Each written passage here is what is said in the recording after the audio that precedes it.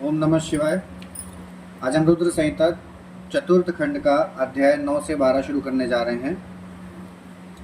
ब्रह्मा जी की आज्ञा से कुमार का युद्ध के लिए जाना, तारक के साथ उनका भीषण संग्राम और उनके द्वारा तारक का वध, तत्पश्चात देवों द्वारा कुमार का अभिनंदन और स्तवन, कुमार का उन्हें वरदान देकर कैलाश पर जा शिव पार्वती के पास निवास करना। तब ब्रह्मा जी ने कहा, शंकर सुवन स्वामी कार्तिक, तुम तो देवादिदेव हो। पार्वती सुत विष्णु और तारकासुर का यह व्यर्थ युद्ध शोभा नहीं दे रहा है, क्योंकि विष्णु के हाथों इस तारक की मृत्यु नहीं होगी। यह मुझसे वरदान पाकर अत्यंत बलवान हो गया है। यह मैं बिल्कुल सत्य बात कह रहा हूँ। पार्वती नंदन, तुम्हारे अतिरिक्त इस पापी को मारने वाला दूसरा कोई नहीं है, इसलिए महाप्रभु तुम्हें मेरे कथन अनुसार ही करना चाहिए। परंतप तुम शीघ्र ही उस दैत्य का वध करने के लिए तैयार हो जाओ, क्योंकि पार्वती पुत्र तारका का संहार करने के निमित्त ही तुम शंकर से उत्पन्न हुए हो। ब्रह्मा जी कहते हैं, मुने, यो मेरा कथन सुनकर शंकर नंदन कुमार कार्तिकेय ठठाकर हंस पड़े और प्रसन्नता पूर्वक बोले, तथास्तु, ऐसा ही होगा। तब महान ऐश्वर्यशाली शंकर सुवन कुमार तारकासुर के वध का निश्चय करके विमान से उतर पड़े और पैदल हो गए।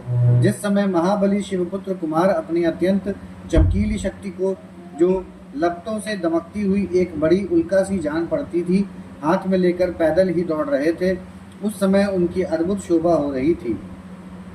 उनके मन में तनिक भी व्याकुलता नहीं थी। वे परम प्रचंड और अप्रमेय बलशाली थे। उन षंडमुख को अपनी ओर आते देखकर तारक सुर श्रेष्ठों से बोला, क्या शत्रुओं का संहार करने वाला कुमार यही है?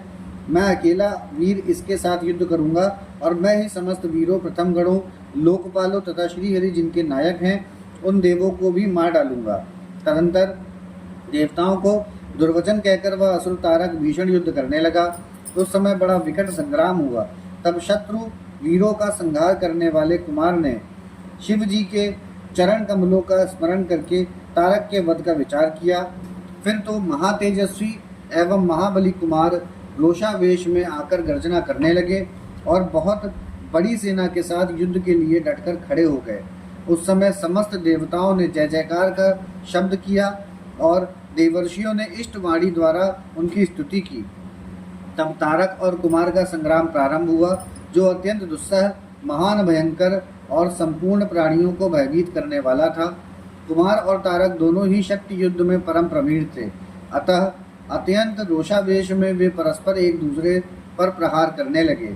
परम पराक्रमी वे दोनों नाना प्रकार के पैतरे बदलते हुए गर्जना कर रहे थे और अनेक प्रकार से दाव पेच से एक दूसरे पर आघात कर रहे थे। उस समय देवता, गंधर्व और किन्नर सभी चुपचाप खड़े होकर वह दृश्य देखते रहे। उन्हें परम विस्मय हुआ, यहाँ तक कि वायु का चलना बंद हो गया।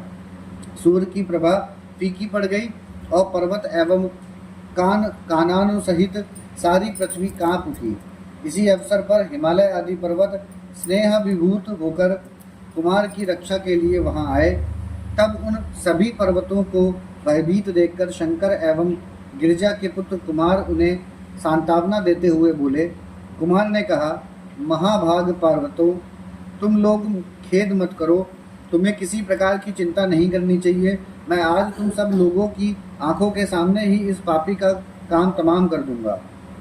यूं उन पर्वतों तथा देवगणों को ढाढ़स बनाकर कुमार ने गिरिजा और शंभु को प्रणाम किया तथा अपनी कांतिमती शक्ति को हाथ में लिया। शंभु पुत्र कुमार महाबली तथा महान ऐश्वर्यशाली तो थे ही। जब उन्होंने तारक का वध करने की इच्छा से शक्ति हाथ में ली, उस समय उनकी अद्भुत शोभा हुई। तदंतर शंकर जी के तेज से संपन्न कुमार ने उस शक्ति से तारकासुर पर, जो समस्त लोगों को कष्ट देने वाला था, प्रहार किया। उस शक्ति के आघात से तारकासुर के सभी अंग छिन्न भिन्न हो गए और संपूर्ण असुर गणों का अधिपति व महावीर सहसा धाराशाही हो गया। मुने, सबके देखते देखते वही कुमार द्वारा मारे गए तारक के प्राण पखेरु उड़ गए उस उत्कृष्ट वीर तारक को महासमर में प्राण रहित होकर गिरा हुआ देखकर वीरवर कुमार ने पुनः उस पर वार नहीं किया। उस महाबली दैत्यराज तारक के मारे जाने पर देवताओं ने बहुत से असुरों को मौत के घाट उतार दिया। उस युद्ध में कुछ असुरों ने भयभीत होकर हाथ जोड़ लिए, कुछ के शरीर छिन्न भिन्न हो गए और हजारों दैत्य मृत्यु के अतिथि बन गए। कुछ शरणार्थी दैत्य अंजलि बांधकर पाही पाही रक्षा कीजिए, रक्षा कीजिए यों पुकारते हुए कुमार के शरणापन्न हो गए। कुछ मार डाले गए और कुछ मैदान छोड़कर भाग गए। सहस्त्रों दैत्य जीवन की आशा से भागकर पाताल में घुस गए।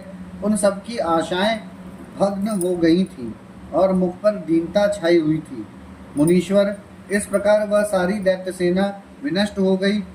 देवगणों के भय से कोई भी वहां ठहर न सका। उस दुरात्मा तारक के मारे जाने पर सभी लोग निष्कंटक हो गए और इंद्र आदि सभी देवता आनंद मग्न हो गए। यो कुमार को विजयी देखकर एक साथ ही संपूर्ण देवताओं तथा त्रिलोकी के समस्त प्राणियों को महान आनंद प्राप्त हुआ।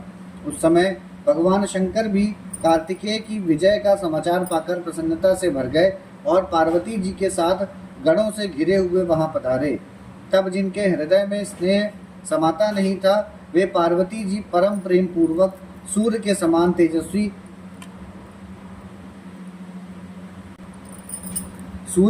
तेजस्वी अपने पुत्र कुमार को अपनी गोद में लेकर लाड प्यार करने लगी। उसी अवसर पर अपने पुत्र से घिरे हुए हिमालय ने बंधु बांधवों तथा अनुयायियों के साथ आकर शंभु, पार्वती और गुह का स्तवन किया। तत्पश्चात संपूर्ण देवगण, मुनि, सिद्ध और चारणों ने शिवनंदन कुमार शंभु और परम प्रसन्न हुई पार्वती की स्तुति की। उस समय उपदेवों ने बहुत बड़ी पुष्प वर्षा की। सभी प्रकार के बाजे बजने लगे। विशेष रूप से जयकार और नमस्कार के शब्द बारंबार उच्च स्वर से गूंजने लगे। उस समय वहां एक महान विजयोत्सव मनाया गया, जिसमें कीर्तन की विशेषता थी और वह स्थान गाने बजाने के शब्द तथा अधिकाधिक ब्रह्म घोष से व्याप्त था। मुने समस्त देवगणों ने प्रसन्नता पूर्वक गा बजाकर तथा हाथ जोड़कर भगवान जगन्नाथ की स्तुति की। तत्पश्चात सबसे प्रशंसित तथा अपने गणों से घिरे हुए भगवान रुद्र जगत जननी भवानी के साथ अपने निवास स्थान कैलाश पर्वत को चले गए। इधर तारक को मारा गया देखकर सभी देवताओं तथा अन्य समस्त प्राणियों के चेहरे पर हंसी खेलने लगी। वे भक्ति पूर्वक शंकर सुवन कुमार की स्तुति करने लगे। देव, तुम दानव श्रेष्ठ तारक का हनन करने वाले हो, तुम्हें नमस्कार है। शंकर नंदन, तुम बाणासुर के प्राणों का अपहरण करने वाले तथा प्रलंबासुर के विनाशक हो। तुम्हारा स्वरूप परम पवित्र है, तुम्हें हमारा अभिवादन है। ब्रह्मा जी कहते हैं, मुने, जब विष्णु आदि देवताओं ने इस प्रकार कुमार का स्तवन किया, तब उन प्रभु ने सभी देवों को क्रमशः नया नया वर प्रदान किया। तत्पश्चात पर्वतों को स्तुति करते देखकर वे शंकर तनय परम प्रसन्न हुए और उन्हें वर देते हुए बोले। स्कंद ने कहा, भूधरो, तुम सभी पर्वत तपस्वियों द्वारा पूजनीय तथा कर्मठ और ज्ञानियों के लिए सेवनीय होगे। ये जो मेरे मातामह नाना पर्वत श्रेष्ठ हिमवान हैं, ये महाभाग आज से तपस्वियों के लिए फलदाता होंगे। तब देवता बोले, कुमार, यों असुरराज तारक को मारकर तथा देवों को वर प्रदान करके तुमने हम सबको तथा चराचर जगत को सुखी कर दिया। अब तुम्हें परम प्रसन्नता पूर्वक अपने माता पिता पार्वती और शंकर का दर्शन करने के लिए शिव के निवास भूत कैलाश पर चलना चाहिए। ब्रह्मा जी कहते हैं, मुने, तदंतर सब देवताओं के साथ विमान पर चढ़कर कुमार स्कंद शिवजी के समीप कैलाश पहुंच गए। उस समय शिव शिवा ने बड़ा आनंद मनाया। देवताओं ने शिव जी की स्तुति की। शिव जी ने उन्हें वरदान तथा अभयदान देकर विदा किया। उन्हें उस अवसर पर देवताओं को परम आनंद प्राप्त हुआ। वे शिव, पार्वती तथा शंकर नंदन कुमार के रमणीय यश का बखान करते हुए अपने अपने लोक को चले गए। इधर परमेश्वर शिव भी शिवा कुमार तथा गणों के साथ आनंद पूर्वक उस पर्वत पर निवास करने लगे। मुने, इस प्रकार जो शिव भक्ति से ओतप्रोत सुखदायक एवं दिव्य है, कुमार का वह सारा चरित्र मैंने तुमसे वर्णन कर दिया। अब और क्या सुनना चाहते हो? यहाँ पे हमारा अध्याय 9 से लेकर 12 तक समाप्त होता है। अब हम अध्याय 13 से लेकर 18 शुरू करने जा रहे हैं। शिवा का अपनी मैल से गणेश को उत्पन्न करके द्वारपाल पद पर नियुक्त करना। गणेश द्वारा शिवजी के रोके जाने पर उनका शिवगणों के साथ भयंकर संग्राम। शिवजी द्वारा गणेश का शीरेश छेदन। कुपित हुई शिवा का शक्तियों को उत्पन्न करना और उनके द्वारा प्रलय मचाया जाना। देवताओं और ऋषियों का स्तवन द्वारा पार्वती को प्रसन्न करना। उनके द्वारा पुत्र को जिलाए जाने की बात कही जाने पर शिवजी के आज्ञानुसार हाथी का सिर लाया जाना और उसे गणेश के धड़ से जोड़कर उन्हें जीवित करना। सूत जी कहते हैं, तारकारी कुमार के उत्तम एवं अद्भुत वृत्तांत को सुनकर नारद जी को बड़ी प्रसन्नता हुई। उन्होंने पुनः प्रेम पूर्वक ब्रह्मा जी से पूछा। नारद जी बोले, देव, आप तो शिव संबंधी ज्ञान के अथाह सागर हैं। प्रजानाथ, मैंने स्वामी कार्तिक के सद्वृत्तांत को, जो अमृत से भी उत्तम है, सुन लिया। अब गणेश का उत्तम चरित्र सुनना चाहता हूँ। आप उनका जन्म वृत्तांत तथा दिव्य चरित्र, जो संपूर्ण मंगलों के लिए भी मंगल स्वरूप है, वर्णन कीजिए। सूत जी कहते हैं, महामुनि, नारद का ऐसा वचन सुनकर ब्रह्मा जी का मन हर्ष से गदगद हो गया। वे शिव जी का स्मरण करके बोले। ब्रह्मा जी ने कहा, नारद, पहले जो मैंने विधिपूर्वक गणेश की उत्पत्ति का वर्णन किया था कि शनि की दृष्टि पड़ने से गणेश का मस्तक कट गया था, तब उस पर हाथी का मुख लगा दिया गया था, वह कल्पांतर की कथा है। अब श्वेतकल्प में घटित हुई गणेश की जन्म कथा का वर्णन करता हूँ, जिसमें कृपालु शंकर ने ही उनका मस्तक काट लिया था। मुने, इस विषय में तुम्हें संदेह नहीं करना चाहिए, क्योंकि भगवान शंभु कल्याणकारी, सृष्टिकर्ता और सबके स्वामी हैं। वे ही सगुण और निर्गुण भी हैं। उन्हीं की लीला से सारे विश्व की सृष्टि, रक्षा और विनाश होता है। मुनि श्रेष्ठ, अब प्रस्तुत विषय को आदरपूर्वक श्रवण करो। एक समय पार्वती जी की जया विजया नाम वाली सखियां उनके पास आकर विचार करने लगी। सखी, सभी गण रुद्र के ही हैं। नंदी, भृंगी आदि जो हमारे हैं, वे भी शिव के ही आज्ञा पालन में तत्पर रहते हैं। जो असंख्य प्रथम गण हैं, उनमें भी हमारा कोई नहीं है। वे सभी शिवाज्ञा परायण होकर द्वार पर खड़े रहते हैं। यद्यपि वे सभी हमारे भी हैं, तथापि उनसे हमारा मन नहीं मिलता। अतः पाप रहिते आपको भी हमारे लिए एक गण की रचना करनी चाहिए। ब्रह्मा जी कहते हैं, मुने, जब सखियों ने पार्वती जी से ऐसा सुंदर वचन कहा, तब उन्होंने उसे हितकारक माना और वैसा करने का विचार भी किया। तदंतर किसी समय जब पार्वती जी स्नान कर रही थी, तब सदाशिव नंदी को डरा धमकाकर घर के भीतर चले आए। शंकर जी को आते देखकर स्नान करती हुई जगत जननी पार्वती उठकर खड़ी हो गईं। उस समय उनको बड़ी लज्जा आई, वे आश्चर्यचकित हो गईं। उस अवसर पर उन्होंने सखियों के वचन को हितकारक तथा सुखप्रद माना।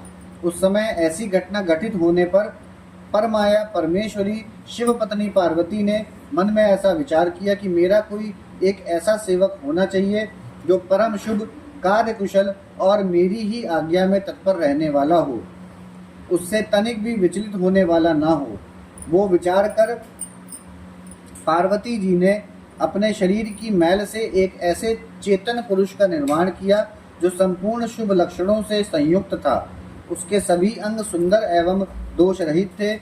उसका वह शरीर विशाल, परम शोभायमान और महान बल पराक्रम से संपन्न था। देवी ने उसे अनेक प्रकार के वस्त्र, नाना प्रकार के आभूषण और बहुत सा उत्तम आशीर्वाद देकर कहा, तुम मेरे पुत्र हो, मेरे अपने ही हो। तुम्हारे समान प्यारा मेरा यहाँ कोई दूसरा नहीं है। पार्वती के ऐसा कहने पर वह पुरुष उन्हें नमस्कार करके बोला। गणेश जी ने कहा, माँ, आज आपको कौन सा कार्य आ पड़ा है? मैं आपके कथानुसार उसे पूर्ण करूंगा। गणेश के यों पूछने पर पार्वती जी अपने पुत्र को उत्तर देते हुए बोली। शिवा ने कहा, तात, तुम मेरे पुत्र हो, मेरे अपने हो, अतः तुम मेरी बात सुनो। आज से तुम मेरे द्वारपाल हो जाओ। सतपुत्र, मेरी आज्ञा के बिना कोई भी हठपूर्वक मेरे महल के भीतर प्रवेश ना करने पाए, चाहे वह कहीं से भी आए, कोई भी हो। बेटा, यह मैंने तुमसे बिल्कुल सत्य बात कही है। ब्रह्मा जी कहते हैं, मुने, यों कहकर पार्वती जी ने गणेश के हाथ में एक सुदृढ़ छड़ी दे दी। उस समय उनके सुंदर रूप की निहार कर सुंदर रूप को निहार कर पार्वती हर्षमग्न हो गई। उन्होंने परम प्रेम पूर्वक अपने पुत्र का मुख चूमा और कृपा परवश हो छाती से लगा लिया। फिर दंडकारी गणराज को अपने द्वार पर स्थापित कर दिया। बेटा नारद, तदंतर पार्वती नंदन महावीर गणेश पार्वती की हित कामना से हाथ में छड़ी लेकर गृह द्वार पर पहरा देने लगे। उधर शिवा अपने पुत्र गणेश को अपने दरवाजे पर नियुक्त करके स्वयं सखियों के साथ स्नान करने लगी। मुनि श्रेष्ठ, इसी समय भगवान शिव, जो परम कौतुकी तथा नाना प्रकार की लीलाएं रचने में निपुण हैं, द्वार पर आ पहुंचे। गणेश उन पार्वती पति को पहचानते तो थे नहीं, अतः बोल उठे, देव, माता की आज्ञा के बिना तुम अभी भीतर ना जाओ। माता स्नान करने बैठ गई हैं, तुम कहाँ जाना चाहते हो? इस समय यहाँ से हट जाओ। यूँ कहकर गणेश ने उन्हें रोकने के लिए छड़ी हाथ में ले ली। उन्हें ऐसा करते देख शिवजी बोले, मूर्ख, तू किसे रोक रहा है? दुर्बुद्धे, क्या तू मुझे नहीं जानता? मैं शिव के अतिरिक्त और कोई नहीं हूँ। फिर महेश्वर के गण उसे समझाकर हटाने के लिए वहां आए और गणेश से बोले, सुनो, हम मुख्य शिवगण ही द्वारपाल हैं और सर्वव्यापी भगवान शंकर की आज्ञा से तुम्हें हटाने के लिए यहाँ आए हैं। तुम्हें भी गण समझकर हम लोगों ने मारा नहीं है, अन्यथा तुम कब के मारे गए होते। अब कुशल इसी में है कि तुम स्वतः ही दूर हट जाओ, क्यों व्यर्थ अपनी मृत्यु बुला रहे हो? ब्रह्मा जी कहते हैं, मुने, यूँ कहे जाने पर भी गिरजानंदन गणेश निर्भय ही बने रहे। उन्होंने शिवगणों को फटकारा और दरवाजे को नहीं छोड़ा।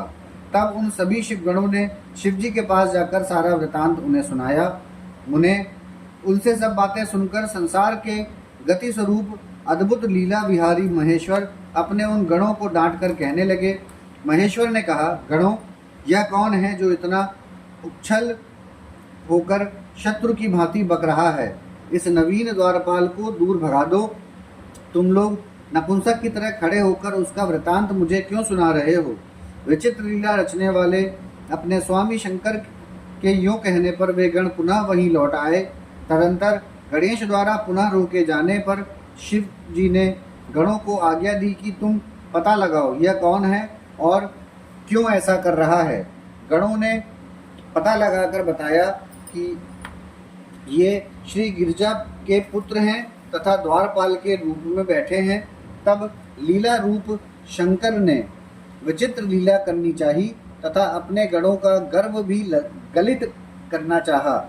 इसलिए गणों को तथा देवताओं को बुलाकर गणेश जी से भीषण युद्ध करवाया, पर वे कोई भी गणेश को पराजित ना कर सके। तब स्वयं शूलपाणी महेश्वर आए। गणेश जी ने माता के चरणों का स्मरण किया तथा शक्ति ने उन्हें बल प्रदान कर दिया। सभी देवता शिव जी के पक्ष में आ गए। घोर युद्ध हुआ। अंततो गत्वा स्वयं शूलपाणी महेश्वर ने आकर त्रिशूल से गणेश जी का सिर काट दिया। जब यह समाचार पार्वती जी को मिला तब वे क्रुद्ध हो गई और बहुत सी शक्तियों को उत्पन्न करके उन्होंने बिना विचारे उन्हें प्रलय करने की आज्ञा दे दी। फिर तो शक्तियों के द्वारा प्रलय मचाई जाने लगी। उन शक्तियों का वह ज्वाज्वल्यमान तेज सभी दिशाओं को दग्ध सा किए डालता था। उसे देखकर वे सभी शिवगण भयभीत हो गए और भागकर दूर जा खड़े हुए। उन्हें इसी समय तुम दिव्य दर्शन नारद वहां आ पहुंचे। तुम्हारा वहां आने का अभिप्राय देवगणों को सुख पहुंचाना था। अब तुमने मुझ देवताओं सहित शंकर को प्रणाम करके कहा कि इस विषय में सबको मिलकर विचार करना चाहिए। तब वे सभी देवता तुझ महामना के साथ सलाह करने लगे कि इस दुख का शमन कैसे हो सकता है। फिर उन्होंने यही निश्चय किया कि जब तक गिरिजा देवी कृपा नहीं करेंगी तब तक सुख नहीं प्राप्त हो सकेगा। अब इस विषय में और विचार करना व्यर्थ है।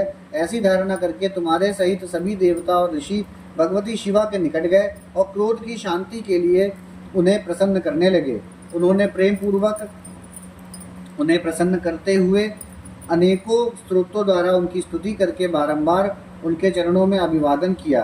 फिर देवगण की आज्ञा से ऋषि बोले, देवर्षियों ने कहा, जगतदम्बे तुम्हें नमस्कार है, शिव पत्नी तुम्हें प्रणाम है, चंडिके तुम्हें हमारा अभिवादन प्राप्त हो, कल्याणी तुम्हें बारंबार प्रणाम है, अम्बे तुम्ही आदि शक्ति हो, तुम्ही सदा सारी सृष्टि की निर्माणकर्त्री, पालिका शक्ति और संहार करने वाली हो।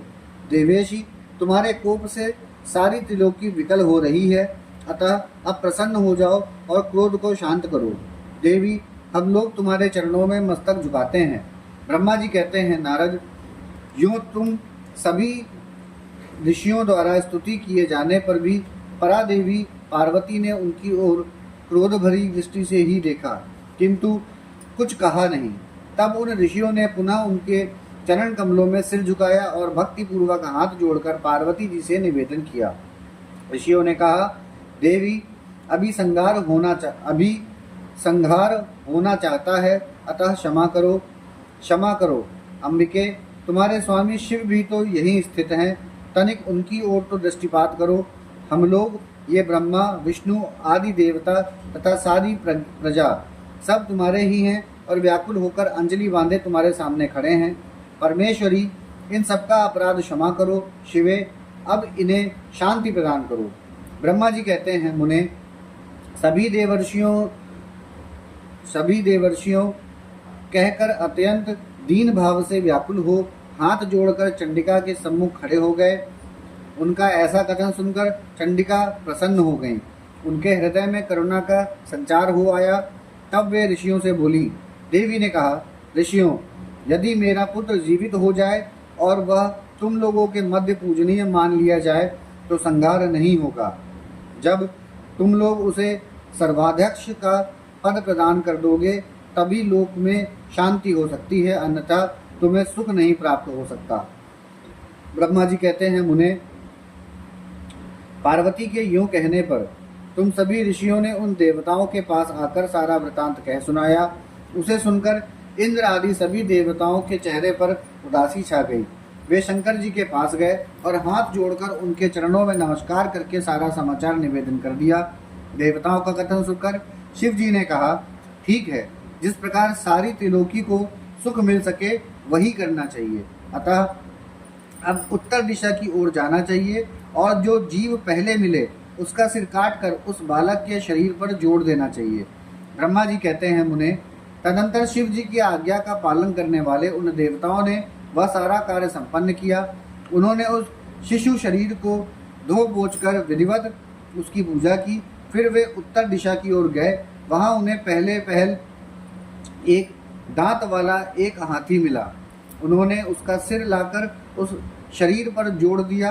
हाथी के उस सिर को संयुक्त कर देने के पश्चात सभी देवताओं ने भगवान शिव आदि को प्रणाम करके कहा कि हम लोगों ने अपना काम पूरा कर दिया, अब जो करना शेष है उसे आप लोग पूर्ण करें। ब्रह्मा जी कहते हैं, तब शिवाज्ञा पालन संबंधिनी देवताओं की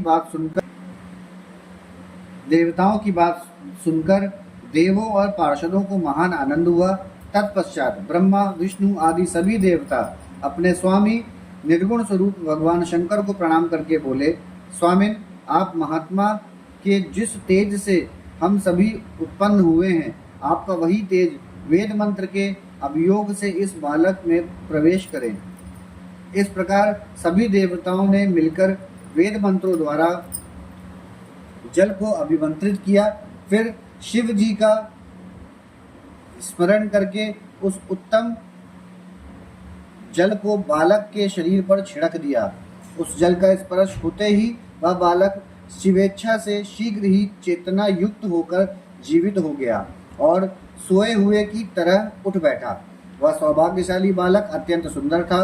उसका मुख हाथी का सा था, शरीर का रंग हरा लाल था, चेहरे पर प्रसन्नता खेल रही थी, उसकी आकृति कमनीय थी और उसकी सुंदर प्रभा फैल रही थी। मुनीश्वर पार्वती नंदन उस बालक को जीवित देखकर वहां उपस्थित सभी लोग आनंदमग्न हो गए और सारा दुख विलीन हो गया। तब हर्ष विभोर होकर सभी लोगों ने उस बालक को पार्वती जी को दिखाया। अपने पुत्र को जीवित देखकर पार्वती जी परम प्रसन्न हुई। यहाँ हमारा अध्याय 13 से 18 समाप्त होता है। ओम नमः शिवाय।